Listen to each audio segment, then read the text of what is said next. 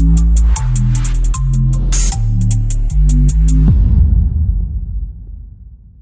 48 કલાકમાં હચમચાવી નાખતી બીજી હત્યા. વધુ એક પતિ હેવાન બન્યો. દીકરીની નજરની સામે જ ઊંઘી રહેલી પત્નીનું ગળું કાપીને પતાવી દીધી.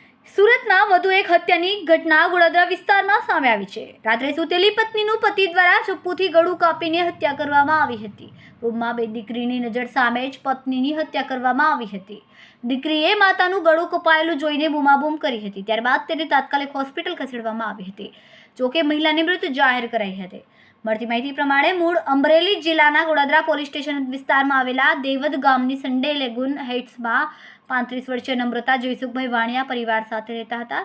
પરિવારમાં સાસુ, સસરા, દેરાણી, પતિ અને એક 3 વર્ષની અને એક 8 વર્ષની એમ 2 દીકરી છે. જયસુખભાઈ ક્યારેક છૂટક મજૂરીએ જતા હતા. મોટાભાગે તેઓ કામ પર ન જવાના કારણે ઝઘડાઓ થતા, જ્યારે નમ્રતાબેન સાડી અને ચણિયાચોળી સહિતની કામગીરી કરીને આર્થિક રીતે મદદરૂપ થતા હતા.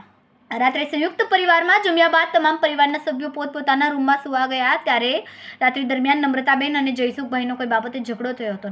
દરમિયાન રાત્રે 1 વાગ્યા આસપાસ જયસુખભાઈએ ચપ્પુ વડે નમ્રતાબેનનું ગળું કાપી નાખ્યું હતું, જેના પગલે રૂમ લોહીલુહાણ થઈ ગયો હતો. બંને દીકરીઓની સામે જ માતાની હત્યા કરી.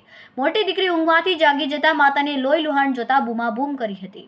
હાલ તો ગોળાદરા પોલીસ દ્વારા ગુનો નોંધીને પતિની અટકાયત કરીને વધુ તપાસ હાથ ધરવામાં આવી છે.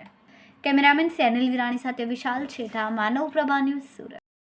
અમારા વિડીયોની નવી અપડેટ મેળવવા માટે સબસ્ક્રાઇબ કરો માનવ પ્રભા ન્યૂઝ ચેનલને. બેલ આઇકન ક્લિક કરો લેટેસ્ટ વિડીયો સૌથી પહેલા મેળવવા માટે.